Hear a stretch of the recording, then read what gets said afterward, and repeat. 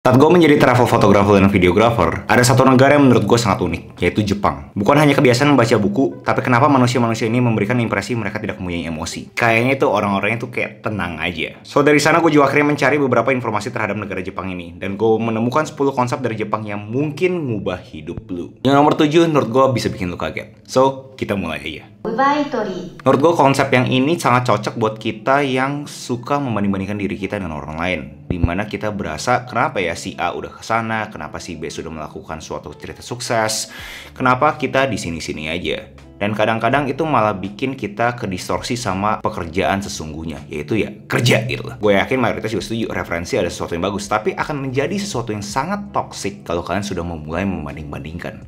Kenapa A udah sampai sana? Kenapa B udah sampai sana? Kenapa gue di sini-sini aja? Dan poin dari Oi by Tori ini adalah semua orang tuh mempunyai jalan masing-masing, cara bertumbuhnya masing-masing. Jalan aja.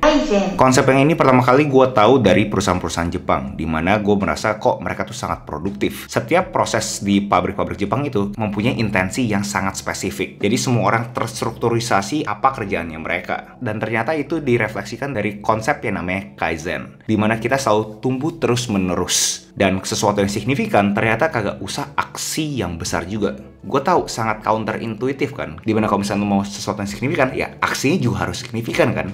Tapi di dalam konsep Kaizen ini, improvisasi yang terus-menerus itu juga oke. Kagak usah kita membuat sesuatu yang ekstrim. Yang kecil, yang kita konsisten, itu juga akan membuahkan hasil di kemudian hari. Jadi poinnya selalu mencari improvisasi ke diri kalian, mau seberapa kecil aksi tersebut, seberapa minim aktivitas tersebut.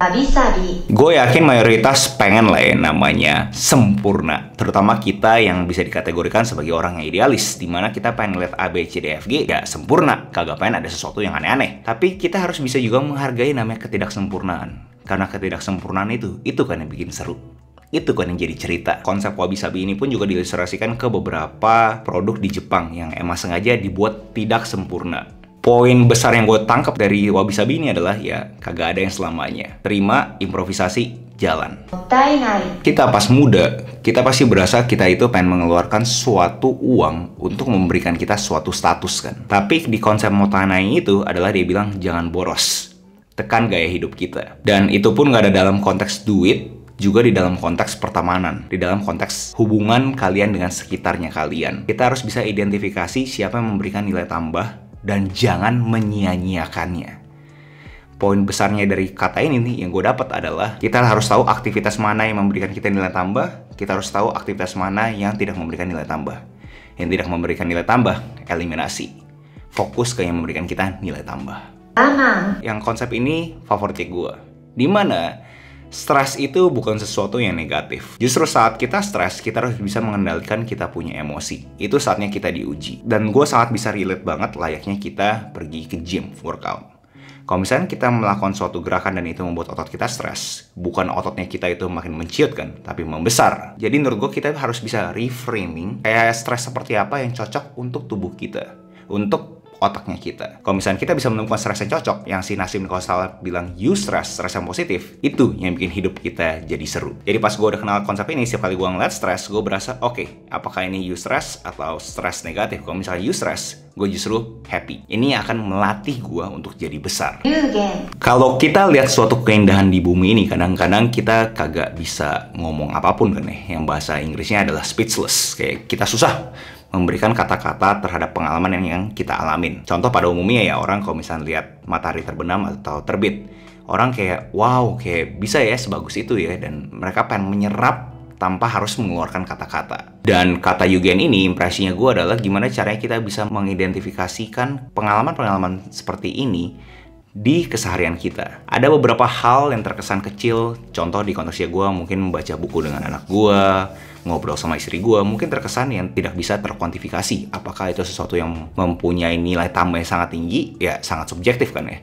Justru kita harus bisa identifikasi keindahan-keindahan yang kita tuh kagak bisa kuantifikasi, yang kita kagak bisa ngomongin. Dan keindahan seperti itu adalah keindahan yang paling bagus. So, carilah pengalaman, merantaulah ke suatu aktivitas pengalaman yang kalian tidak bisa mendeskripsikan dengan kata-kata. Ikigai. Banyak miskonsepsi terhadap kata ini karena diagram ini. Banyak orang pikir bahwa ini adalah arti ikigai. Padahal ternyata ini bukan arti ikigai, guys. Yang buat diagram ini adalah orang bule, di mana orang bule ini tanda kutip meniru filosofer dari Spanyol. Gue udah pernah bahas lebih detail lagi di video ini, kalian bisa cek sendiri. Poin sebenarnya dari ikigai adalah meaning of life. Apa yang bikin lu bergairah saat di pagi hari?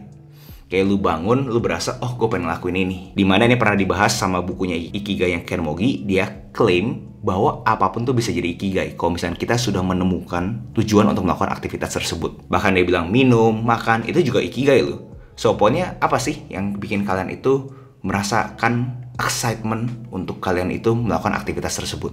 Meaning of life. Kita ga nai. Gue yakin mayoritas juga pasti pernah menemukan dirinya di suatu kondisi kalian tuh bingung mau ngapain. Kayak kalian berasa ya udah kagak tahu mau diapa-apain lagi bro gitu loh. Dan itu kenapa menurut gue konsep si kata ganai ini sangat cocok buat kalian yang ada di kondisi seperti itu. Kalian harus tahu apa yang kalian bisa kontrol, apa yang kalian kagak bisa kontrol. Contohnya seperti apa sih yang kalian bisa kontrol? Bangun pagi, jangan telat, disiplin. Itu sesuatu yang ada di kita punya kontrol kan ya. Tapi kalau misalkan contoh adalah pendapat orang lain terhadap kalian, itu kan ada sesuatu yang eksternal ya. Bukan sesuatu yang secara intrinsik kalian bisa lakukan. Nah, hal-hal yang sifatnya eksternal seperti itu, ya udah guys, relain. Kalau misalkan mereka kagak bisa ngeliat dunia yang seperti kalian, it's okay guys, let's just move on. Kintsugi. Orang kalau melihat luka kadang-kadang malu kan ya. Tapi kalau kita mikir secara jangka panjang, sebenarnya luka itu kan yang bikin kita menarik kan. Kenapa orang takut sama lukanya mereka? Karena mereka pikir adalah ya langsung ke destinasinya. Kagak ada tuh yang namanya proses. Layaknya orang memilih kuantitas dan kualitas. Pasti orang-orang pikirnya ada kualitas. Tapi gimana caranya kita bisa mencapai kualitas kalau misalnya kita tidak pernah melakukan kuantitasnya? So, sama halnya dengan luka gitu. Luka bukan sesuatu yang negatif. Itu ada suatu proses untuk kalian bisa mencapai destinasi yang kalian ingin capai. Poin besarnya adalah kesalahan dan kegagalan kalian. Itu kan yang bikin hidup kalian lebih indah lagi, yang jadi seru. Omoiyari. Saat video ini dibuat, perkembangan media sosial itu sangat besar banget, sangat cepat banget. Dimana banyak banget orang-orang yang mencari suatu eksistensi dengan hal-hal yang menurut gue tidak baik. Walaupun gue tahu namanya baik dan tidak adalah sesuatu yang subjektif. Tapi menurut gue tetap harus ada yang namanya bijak dalam beraksi ya. Kagak semua aksi kita main hajar terus aja demi menciptakan eksistensi yang kalian inginkan, tapi itu malah membodohi negara. Poin besar dari Omoiyari ini adalah gimana caranya kita bisa menghargai sesama. Semua orang mempunyai pandangan masing-masing, gimana caranya kita bisa bersinergi dengan baik dengan dinamika-dinamika kehidupan kita sehari-hari. Dan bonus, ada yang namanya Kakeibo. Mereka mencatat semua rencana pengeluaran dan aktual pengeluaran mereka. Rencanakan berapa banyak uang yang kalian keluarkan. 2. Berapa banyak yang kalian alokasikan untuk saving. 3. Berapa banyak yang kalian alokasikan untuk wants dan needs. 4. Bagaimana caranya kalian improve next month. Gue pernah bahas lebih detail lagi, videonya ada di sini. So, itu aja 10 konsep dari Jepang yang gue pernah ketemu dan menurut gue bisa ngebantu hidup kita untuk menjadikan kita manusia yang lebih baik lagi. Kalau kalian di sini juga mempunyai konsep-konsep dari Jepang yang kalian pengen share, kalian juga tinggal komen aja di bawah. Apalagi konsep-konsep dari Jepang yang menurut kalian orang-orang harus tahu. Tinggal komen aja. Dan di penghujung video, gue yakin banget banyak orang yang bakal nge-trolling video ini. Dimana, bro, kalau misalkan orang Jepang sekeren ini, kenapa suicide rate-nya tinggi, bro? Itu menurut gue bisa jadi video tersendiri. Kalau misalkan kalian pengen gue bahas, ya silahkan tinggal komen aja di bawah. Tapi gue pengen ngomong secara filosofikal dulu. Jangan lihat suatu materi itu terhadap subjektifnya. Lihat objektifnya. Kalau misalkan materi tersebut secara objektif tuh memberikan nilai tambah ke kalian, ya serapin aja. Kagak usah kalian cocok logi ke data-data lainnya. Layaknya konten ini. Kalian kalau misalnya berasa ada sesuatu yang jelek dari konten ini, ya silahkan eliminasi guys. Yang bagus kalian serap, yang kalian kagak suka, kalian eliminasi. Sesimpel itu guys. Kagak usah mencari narasi untuk mempersusah hidup kalian. Carilah narasi untuk mempermudah hidup kalian. Itu aja. Jangan lupa like, comment, subscribe, nyalain notifnya, share ke teman kalian, and I'll see you in the next video. Salam kreatif.